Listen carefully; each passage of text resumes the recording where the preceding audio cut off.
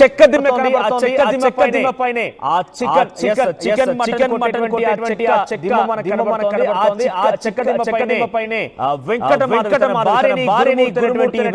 కిరాతకంగా చంపడమే కాకుండా ముక్కలు ముక్కలుగా చేసింది ఈ చెక్కదిమ్మ పైనే. ఈ చెక్కదిమ్మను ఉపయోగించే ఆ భార్య శవాన్ని ముక్కలు ముక్కలుగా నరికేసి కుక్కర్లో పెట్టి ఉడికించేసి హీటర్లో ఆ వాటర్ లో కూడా ఈ యొక్క మృతదేహానికి సంబంధించి శరీర మాంసాలను అందులో వేసేసి పొడిగా చేసి జిల్లెలుగూడ చెరువులో పడేశాడు. ప్రస్తుతం ఆ శరీర భాగాలను స్వాధీనం చేసుకునే పనిలో ఉన్నారు పోలీసులు. దీనికి సంబంధించి చుట్టూ స్థానికులు ఏం చెప్తున్నారు, వారు ఏం మాట్లాడుతున్నారు విందాం. ఇది అసలు సొంత భర్తే ఒక భార్యని ఇట్లా చేసిండంటే అసలు నమ్మాలా? అసలు ఎట్లా ఉన్నది పరిస్థితి, ఎట్లా ఉంది కదా, వింటుంటేనే చాలా బాధ ఉంది.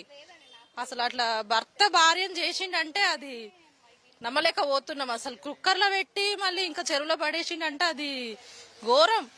అతను ఖచ్చితంగా శిక్ష పడాల్సిందే, ఖచ్చితంగా పడాలి. రిటైర్డ్ ఆర్మీ పర్సన్ అంటే ఇంకా అసలు భార్యకి ఎట్లా ఉండాలి? అసలు ఆర్మీ పర్సన్ అయ్యుండి భార్యను అట్లా చేసిండంటే అసలు ఎంత, వేరే వాళ్ళు ఎట్లా ఇంకా ఆలోచన చేస్తారు? ఘోరం చాలా. ఇది శిక్ష కఠినంగా పడాలి.